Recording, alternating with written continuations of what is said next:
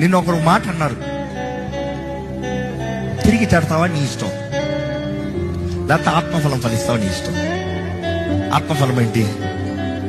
ఓర్పు, సహనం, ప్రేమ, దీర్ఘశాంతం, దయాలత్వం, విశ్వాసం, మంచితనం.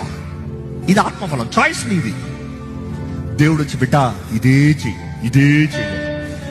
నువ్వు పరిశుద్ధాత్మ సహాయాన్ని అడిగితే పరిశుద్ధాత్ముడు నేను ఫలింపజేస్తాను. If you don't choose, God cannot help. ఈరోజు ఇక్కడ ఉన్న ప్రతి ఒక్కరికి చెప్తున్నానండి, ప్రభు నామములో దేవుడు ప్రతి ఒక్కరు రక్షించబడాలని, ఫలించాలని ఆశపడుతున్నాడు. దేవుడు ఇంత చేసిన తర్వాత మన దగ్గర ఏమైనా ఎదురు చూస్తున్నాడా? చాలా మంది ఎదురు చూడట్లేదు అంటారు. లేదు, తప్పకుండా ఎదురు చూస్తున్నాడు. God he's not done simply. మనం అందరం ఫలించాలని, మంచి ఫలం ఫలించాలని, ఆయనకి ఇష్టలుగా బ్రతకాలని దేవుడు ఆశపడుతున్నాడు.